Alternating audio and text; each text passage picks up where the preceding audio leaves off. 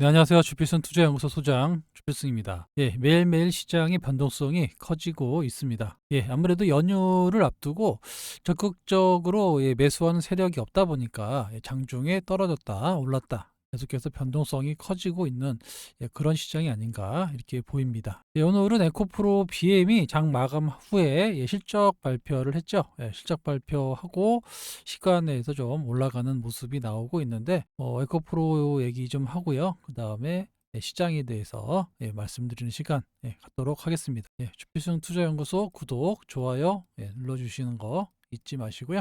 영상 제작에 큰 힘이 됩니다. 먼저 에코프로 얘기부터 하겠습니다. 에코프로 BM이 실적이 예상대로 안 좋게 나왔죠. 그러니까 시장이 어느 정도 알고 있었다라는 건데 생각보다는 그렇게 나쁘지 않게 나왔습니다. 다른 데는 뭐 적자까지 예상을 했었는데 아무튼 영업이익이 전체적으로 1,500억, 매출이 이게 계속해서 늘어나고 있죠. 28%, 전년 동기 대비 약 28%의 매출이 증가되고 있는 그런 모습입니다.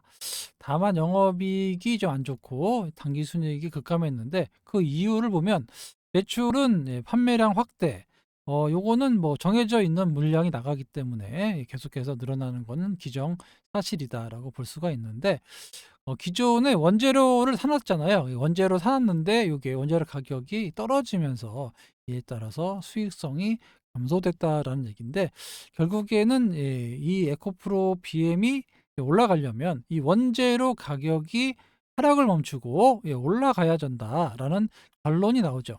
그래서 매출은 꾸준하게 늘어나는데 원재료에 따른 수익성이 감소된다. 그러니까 예상하지 못했던 원재료 급감 이후에 좀 횡보 국면이 나타나고 있는데 좀 거래가 잘 안 된다고 합니다. 아무튼 다시 거래가 늘어나면서 원재료 가격이 상승하는 시점, 이때가 본격적으로 에코프로 BM이 상승하는 시점이다라고 말씀을 드렸습니다. 그러니까 한산림선 가격이 반등이 나와야 전체적으로 실적도 좋아지면서 반등이 나올 수 있다라고 볼 수가 있는 거예요.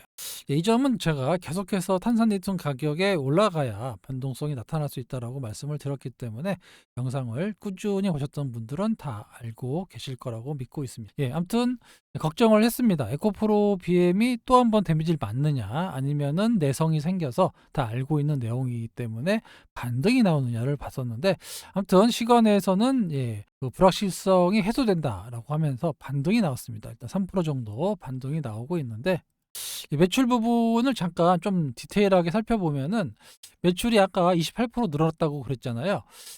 에코프로가 이제 매출이 어느 정도까지 상승했냐면 처음에 6,600억에서 1조, 1조 5천억, 1조 9천억, 2조 원까지 계속해서 성장을 했습니다. 그 이후에 정점을 찍고 6월 달에 1조 9천억, 1조 8천억, 4분기에는 1조 2천억까지 쪼그라들었어요.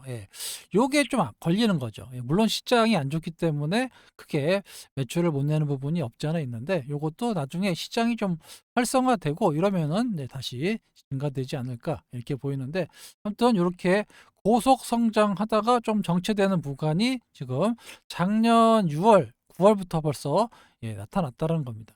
이때부터 아시겠지만 에코프로 BM이 고점을 형성하고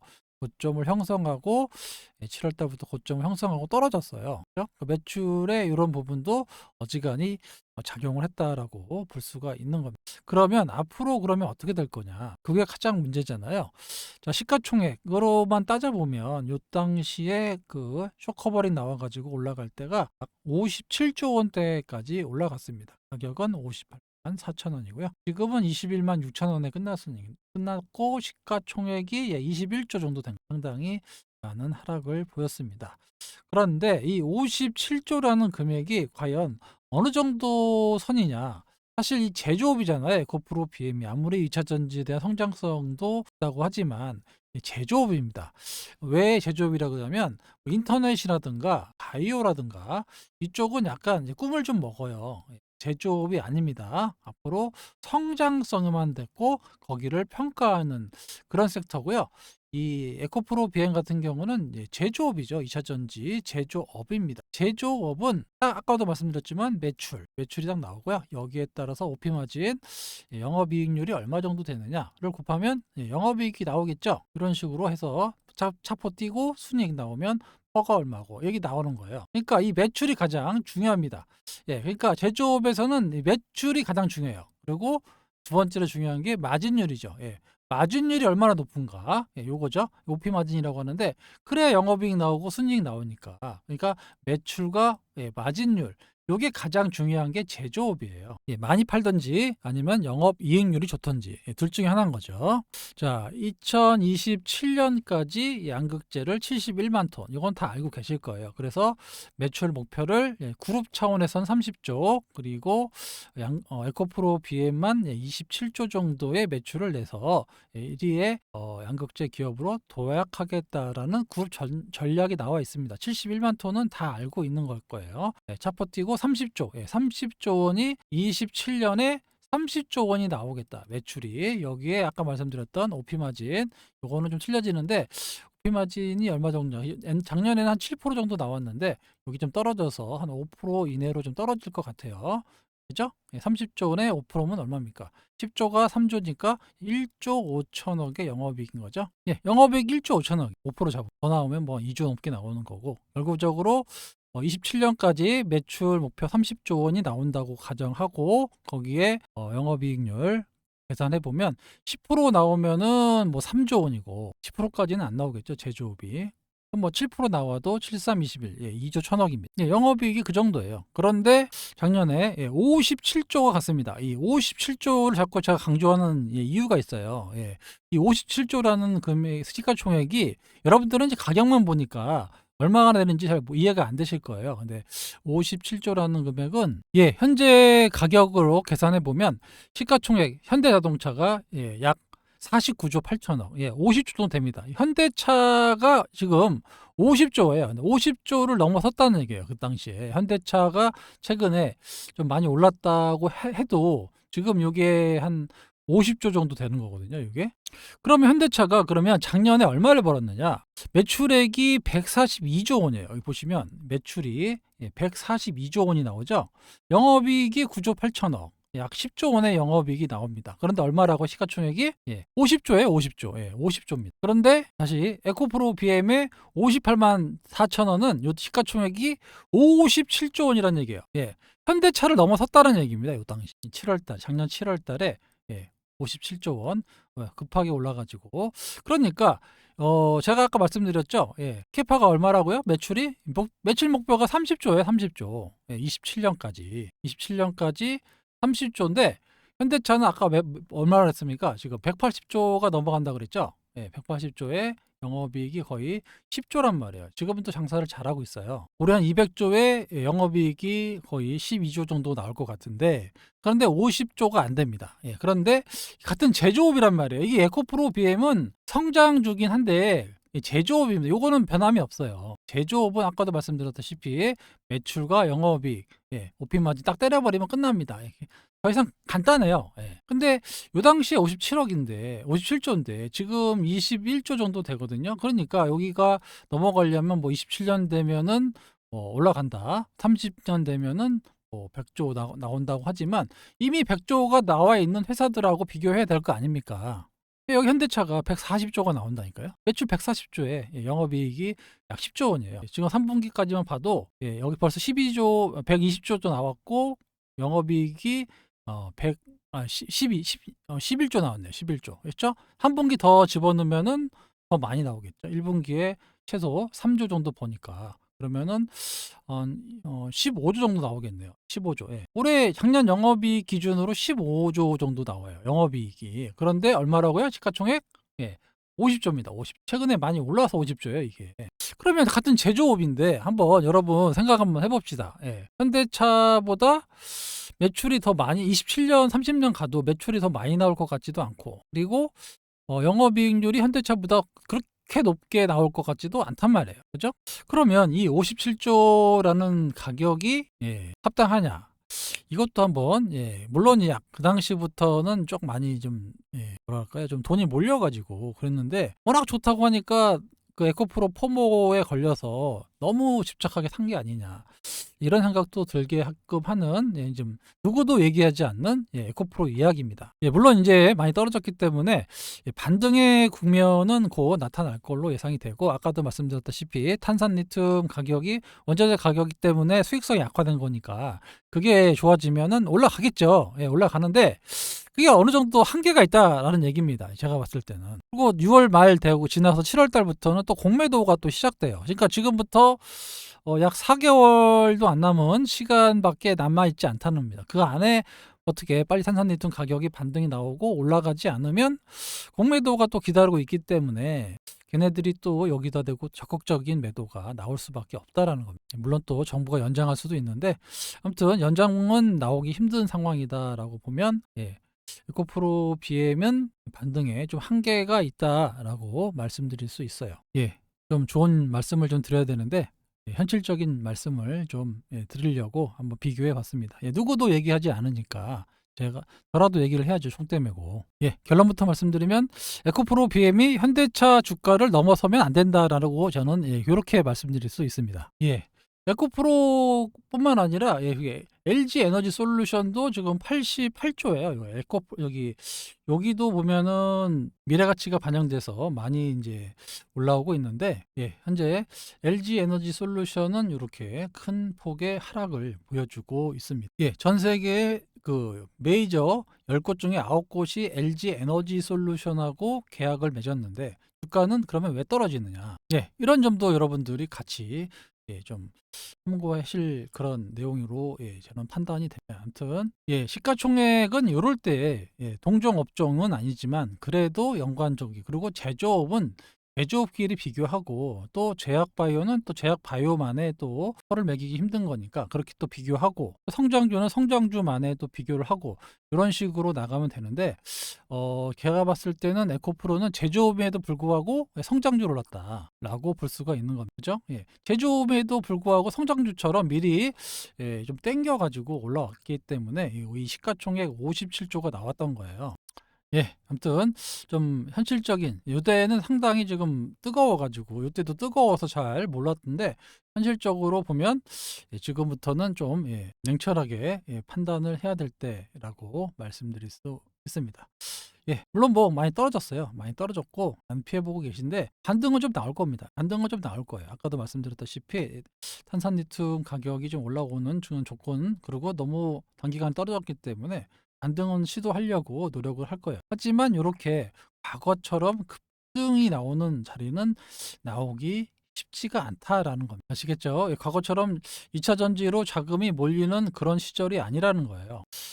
지금 중국 증시가 지금 계속해서 엑소더스가 나오고 계속해서 돈이 좀 빠져나가고 있는데 계속해서 중국에서 계속해서 부양책을 이번에 두 번째로 또 내겠다라고 나오면서 오늘 급등이 나왔는데 아무튼 뭐 코스피로 돈을 몰릴 수도 있는데 일단은 이제 인도 그리고 일본 이쪽으로 자금이 많이 몰렸고요. 대만도 일부 가는데 그러다 안 가니까 이제 우리나라 돈으로 조금 오는 것 같습니다만은 아무튼 코스피 쪽으로는 잘 안 와요. 생각보다. 최근에 조금 유입되는 모습이 보여주고 있다. 뭉칫돈이 차라리 미국 시장으로 갑니다. 미국 시장은 계속해서 올라가고 있고요. 그리고 중국 시장은 계속해서 하락하고 있습니다. 참 안타까운 상황인데 옆 나라 중국이 안 좋으면 우리도 영향을 받아요. 그거는 어쩔 수가 없습니다. 중국하고의 관계가 단절을 시킬 정도가 아닙니다. 우리나라하고 좀 상당히 밀접하게 관계가 되어 있기 때문에 중국이 안 좋으면 우리나라도 일부 영향을 받을 수밖에 없다라는 점. 그런 점에서는 상당히 마이너스 요인으로 작용하고 있다고 볼 수가 있습니다. 그래서 시진핑이 나서서 직접 금융시장의 의견을 들어가지고 업데이트 해가지고 정책을 내겠다라는 뉴스가 나오면서 상해가 3.2%. 제가 지난번 시간에 여기 올라갈 때도 첫 번째 부양책 가지고는 안 된다. 두 번, 세 번 정도 나와야 올라갈 수 있다라고 말씀을 드렸어요. 이번에 두 번째 나오는 겁니다. 이번에 통할지 안 통할지 만약에 또 안 통하면 또 세 번째도 나올 것 같아요. 그리고 홍콩 H주스인데요. 4.9%. 우리나라 지금 ELS 문제가 아주 상당히 커지고 있는데 지금은 이제 손실은 확정됐고요. 예, 빨리 이게 마감이 만긴 날 얼마나 많이 올라서 끝났느냐. 예, 요게 또 문제입니다. 아무튼 H 지수 좀 빨리 좀 올랐으면 좋겠어요. 예, 최근에 제가 계속 말씀드렸지만 저 PBR주가 열풍이다. 이면에는 기술주를 기관들이 팔고 있다. 예, 코스닥이 대부분이 기술주가 많다고 말씀드렸잖아요. 그 코스닥 주식을 좀 많이 팔고 있고, 예, 삼성전자를 비롯한 하이닉스, 뭐 LNF, 삼성전기, LG 이노텍 이런 것들 계속 매도해가지고 어디로 갔느냐? 운수장비, 현대차, 금융, KB나 뭐 보험주, 증권, 보험 이렇게 철강금속으로 일부 가고요. 그러니까 현대차를 비롯한 이쪽 자동차 쪽하고 금융주 쪽으로 많이 갔다라는 건 여기 제조업이나 이 밖에 기술주를 팔아가지고 이렇게 이쪽으로 대이동 중이다라고 볼 수가 있습니다. 그러니까 지금 코스닥 시장이 상대적으로 어려워 죽겠고 지금 2차 전지 섹터가 주도주인데 이것도 못 올라가지고 지수가 안 올라가는데 기관들까지 매도를 하고 있으니 수급적으로 상당히 어려운 상황에 놓여 있다고 볼 수가 있습니다. 예, 그래서 제가 대안주로 HLB에 대해서 계속해서 여러분들께 말씀을 드리고 있습니다. 어제도 제가 올린 건데 아직도 싸다. 예. 말씀드렸잖아요. 어제도 말씀드렸고 그저께도 말씀드렸고 며칠째 지금 계속 HLB에 대해서 말씀을 드렸고 실제로 여기 들어가 보면 제가 HLB 오늘 좀 올라가지고 수익률하고 주식 수준 올려달라고 말씀을 드렸는데 제가 소통방에서 말씀드렸잖아요. 최소 아무리 못해도 100주 정도는 가지고 있어야 된다. 그래서 소통방에 계신 분들은 다 최소 100주 정도는 있습니다. 아무리 못해도 100주는 있어야 된다. 고 말씀을 드렸어요. 그래서 늦게 사신 분들 700주, 여기 200주 보유하고 계시는데 50%. 원래 지금 공식적으로 120%가 넘어갔어요, 지금. 더블이 넘게 났습니다, 지금. 4만 원대부터 그렇죠. 1042주 잘하고 계십니다. 추가 좀 분할 매수를 계속 하신 것 같은데 150주, 270주, 40% 익절하고 다시 사셨다. 괜찮습니다. 지금도 나쁘지 않아요. 작년에 제가 5월달, 6월달에 에코프로 무대응이 대응이다라고 말씀을 드렸는데 선명하게 기억하고 계시네요. 그죠? 그리고 HLB를 4월 말까지 무대응하려 한다. 이것도 방법입니다. 방법이에요. 방법이고요. 너무 늦게 사서 좀 아쉽다라는 말씀을 드렸고요. HLB하고 PBR 포트를 7대 3으로 가져가신다. 그렇죠? 왜 이렇게 마음이 홀가분하게 편한지 주식시장에 계시면 좀 마음이 좀 편해야 되는데 자꾸 콩닥콩닥 뛰죠. 스스로 왜 바꿔야 되는지 정확히 이해하고 나니까 편해졌다라고 말씀하십니다. 맞습니다. 이게 연세들을 먹게 되면 잘 안 바뀌어요. 고집도 생기고 잘 안 바뀝니다. 근데 주식시장은 카멜레온이 돼야 됩니다. 끼셔야 돼요. 여차하면 이쪽도 가고 배신자라는 소리 많이 들어야 됩니다. 아시죠? 고집 피우면 안 돼요. 뭐 배신했다 이런 거 없습니다. 주식시장은 그렇게 자꾸 대세의 흐름에 여러분들이 동참하실 줄 있으셔야 된다고 말씀드렸습니다. 지난 12월 달에 늦게 매수했는데도 60% 익절하고 그리고 500주를 36% 수익 중이다. 많은 분들이 이렇게 들고 계세요. 그렇죠? 늦게나마도 들고 계시라고 제가 하도 안 사주셔갖고 무조건 사야 된다라고 말씀을 드렸고요. 다들 부자 되실 겁니다. 걱정하지 마세요. 그래서 소통방에 참여를 원하시면은 여기 010-2657-8694 있죠? 이쪽으로 신청이라고 문자 주시면 소통방 멤버십에 가입을 하실 수 있습니다. 아시겠죠? 신청이라고 문자 주시면 돼요. 아까 PBR주가 자꾸 얘기가 나와서 그 중에서 대형주 하나 말씀을 드릴까 합니다. 여기는 이제 뉴스가 나온 건데 SK의 기업 가치 확보에서 보유한 카드는 여기 자사주를 상당히 많이 갖고 있어요. 25% 정도의 자사주를 갖고 있는데 이번에 물산이 자사주 매각을 했기 때문에 SK도 요거 계속해서 이 자사주 매각을 하라고 계속해서 미국계 자산운용사 라이프 자산운용사 이런 데서 주주 서원이 날라옵니다. 그래서 일부 소각을 했는데 앞으로도 지금 분위기로 봤을 때는 SK는 계속해서 자사주를 소각할 가능성이 높아지고 있습니다. 최근에 SK가 PBR 현재 0.63 정도 되는데 올라왔어요. 매수 주체는 이렇게 외국인과 기관의 매수가 나타나면서 단기적으로 좀 올라왔는데 아까도 말씀드렸다시피 이게 단기에 끝날 수 있는 그런 열풍이 아니라고 가정을 하면 대형주 중에서는 SK, SK 같은 것들 매수해 놓으시면 또 안정적인 상승이 또 이어질 수 있다. 2차 상승이 또 있을 것 같아요. 전체적인 분위기가. 주목해 보시기 바랍니다. 절대 개인들 살 수 있는 가격을 주질 않아요. 조정 주지는 않는단 말입니다. 짧게 주고 또 올라가지 절대 개인들 계속 팔잖아요. 그죠? 게다가 어느 정도 떨어뜨리면 이제 개인들이 들어오거든요. 그러다가 또 다시 올라가면 또 개인들 또 손절치고 나와요. 그때 또 올라갑니다. 그래서 절대 개인들을 매겨주지 않으니까 상당히 부담될 겁니다. 그래서 크게 빠졌으면 내가 사겠다 하지만 그런 가격대를 주질 않아요. 그런 모습이니까 차라리 뭐 떨어지면 좀 사겠다라는 생각으로 분할 매수 하셔야지. 그리고 PBR 종목들은 자체적으로 단타로 치고 들어오려고 하시면 안 됩니다. 기본적으로 좀 중장기적으로 홀딩을 해서 기업 가치가 정말 좋아지는지를 확인하고 슈팅이 나올 때 이럴 때 매도하시는 게 맞아요. 아시겠죠? SK 한번 주목해 보시기 바랍니다. 요거는 패드워치 전망인데 3월 달에 일단 동결이 좀 상당히 커졌죠. 그다음에 5월 달부터 이제 금리 인하 6월 달 하는데 자, 문제는 언제냐? 요게 이제 11월 7일에 있어요. FOMC 회의가. 근데 우리나라 미국의 대통령 선거가 언제 있냐면 11월 5일에 있습니다. 그러니까 요거는 될지 안 될지 잘 모르겠어요. 근데 중요한 건 요 안에서 3월 빼고 그러면 5월에서 여기 11월 전도 빼고 요때 이제 금리 인하를 무조건 해야 되는 겁니다. 여기서. 왜냐하면 4월이 3번은 무조건 한다고 얘기를 했기 때문에 그러면 연말하고 요때 한 번 한다고 가정하고 나머지 2번을 해야 돼요. 여기서. 하나, 둘, 셋, 4번 남았는데 이 안에 2번의 금리 인하를 해야 됩니다. 그러니까 5월 달에 안 하면 무조건 6월 달에 해야 돼요. 그래야 6월 달, 9월 달 요때 하면 딱 맞거든요. 근데 9월 달이 무조건 대선 전이기 때문에 금리 인하 할 겁니다. 9월 달은 정해져 됐어요. 이건 무조건 인하 할 거예요. 그러면 5월 달에 할 거냐, 6월 달에 할 거냐, 7월 달에 할 거냐 요거거든요. 아무튼 금리는 3번 내립니다. 무조건 3번 내려요. 그래서 연말에는 무조건 한 번 내릴 거고 9월 달은 또 무조건 할 거고 나머지 한 번이 5월, 6월, 7월에 한 번 한단 말이에요. 무조건. 아시겠죠? 그러니까 5월 달에 할 수도 있고 6월 달에 할 수 있고 그런데 전체적인 지표로 보면 6월 달에 확률이 높다고 말씀드렸어요.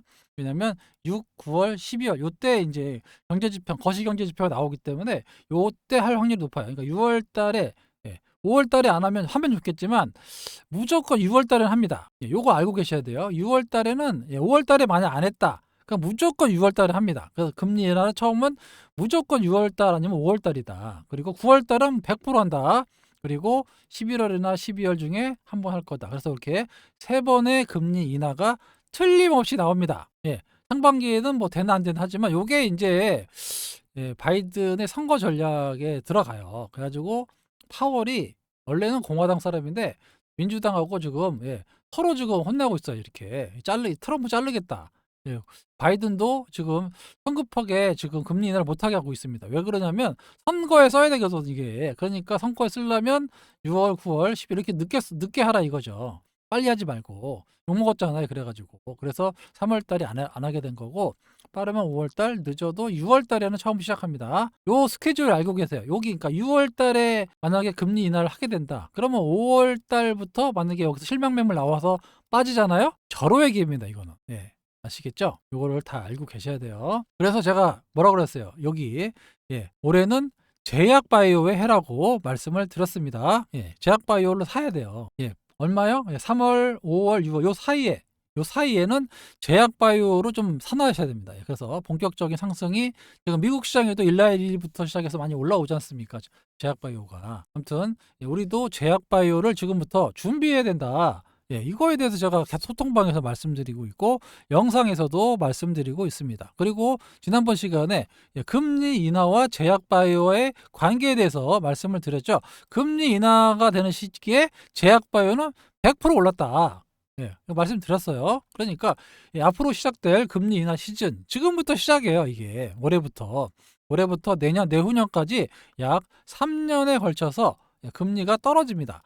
이런 시기가 불변해 바뀌지 않습니다. 아무리 뭐 딜레이는 될 수 있지만 바뀌지를 않는다는 얘기. 그럴 때는 제약바이오가 부각돼서 올라갈 수밖에 없다라고 강력하게 지금 말씀을 드리고 있는데 이런 메커니즘을 이해 못하시고 그러시면 안 된다라고 말씀을 드렸어요. 그러니까 올해는 저PBR 종목하고 제약바이오 쪽을 눈여겨 보셔라. 그리고 2차 전지는 반등의 영역이 있으니까 반등 시 잘 빠져나오시는 전략이 맞다라고 저는 그렇게 말씀드릴 수 있습니다.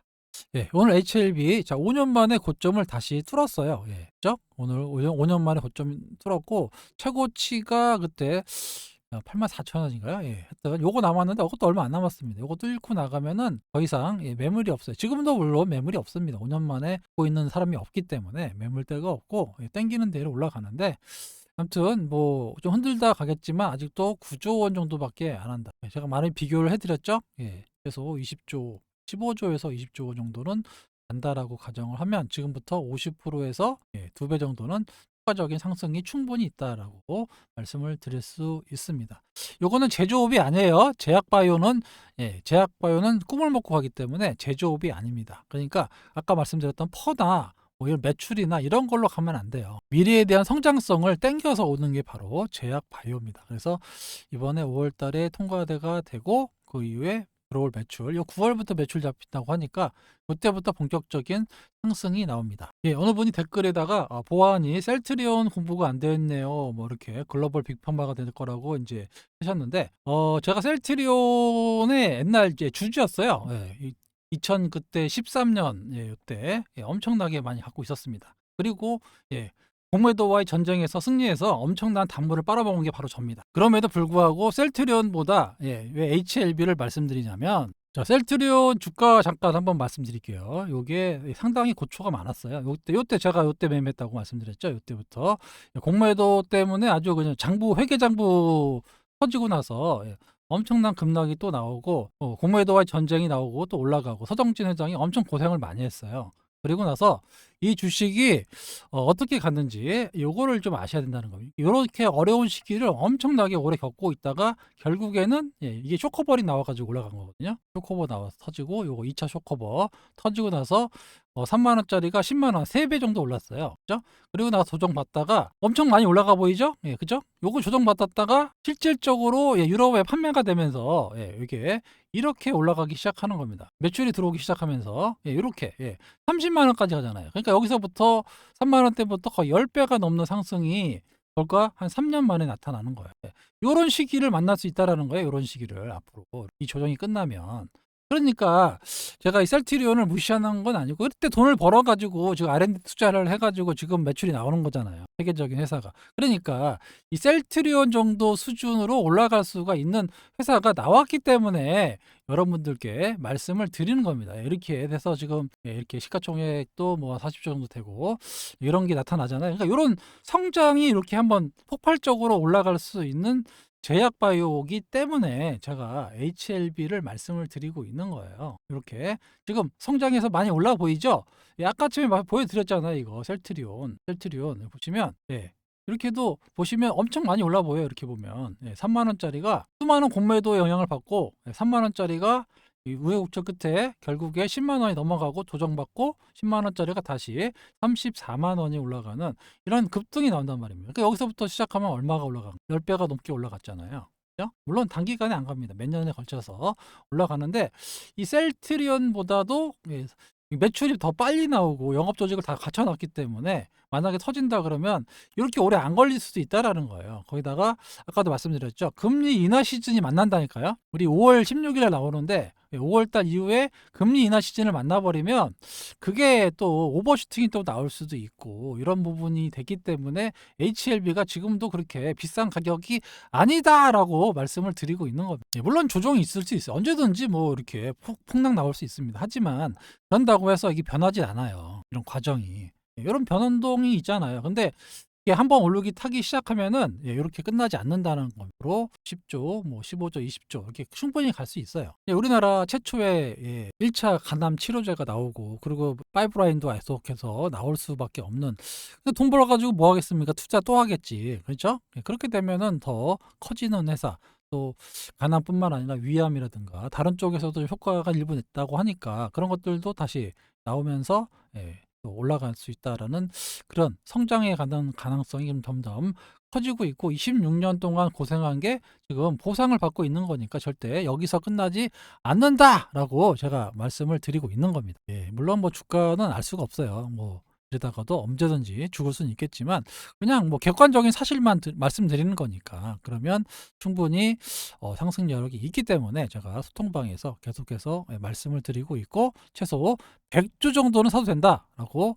말씀을 드렸습니다. 물론 저는 싸게 샀어요. 여기 밑에 3만 대 여기 제 지인도 여기도 사고 좀 싸게 샀습니다. 여기 모아가지고 그리고 1차로 여기 33,000원대인가요? 이때 한번 사고 2차로 여기서 또 이제 공식적으로 말씀을 드렸고 3차로 여기서 말씀드렸어요. 여기서 그죠? 여기서 또 말씀드렸습니다. 여기 거의 한 6만 원대 6만 8천 원 7만 원 사이에 말씀을 드렸어요. 그죠? 1차, 2차, 3차를 말씀드렸는데 그래서 지금 늦게 사신 분들이 아까 댓글에 올려주신 거예요. 바닥에 사신 분들은 조용히 있습니다. 그냥. 아무튼 제 지인도 지금 상당히 많이 벌었다고 아파트 팔아서 산다고 제가 말씀드렸죠. 몇 번 말씀드렸습니다. 쳐다도 안 보고 있어요. 벌써 그분은 130% 넘어갔기 때문에 아무튼 강남에 아파트 하나 샀습니다. 그러니까 여러분들도 좀 얘기해서 아파트 하나 사셔야죠. 그죠?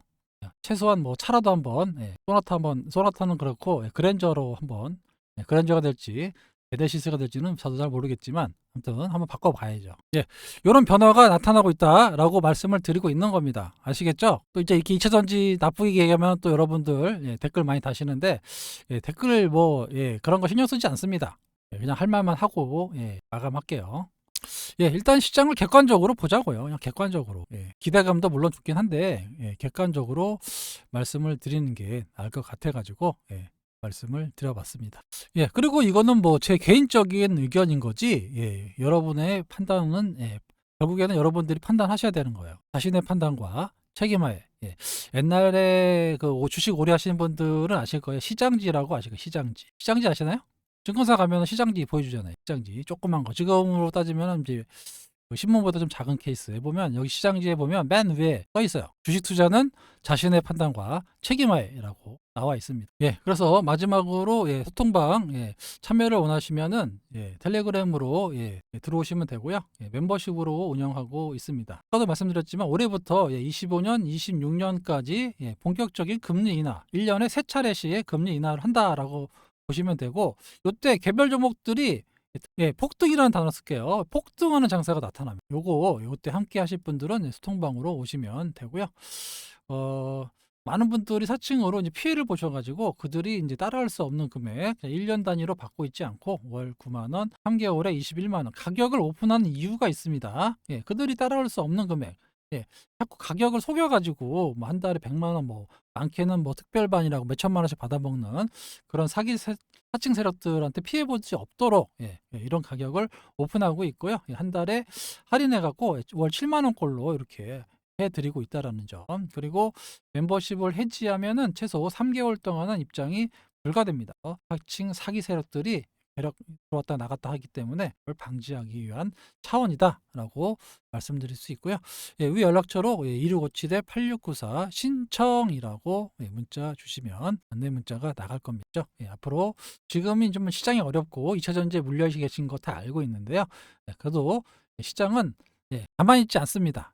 유동성이 풍부해지는 시장이 곧 나타난다라고 말씀을 드렸고 최소 25년, 늦게는 26년까지 금리 인하 시즌이 온단 말이에요. 이때 돈을 엄청 버셔야 돼요.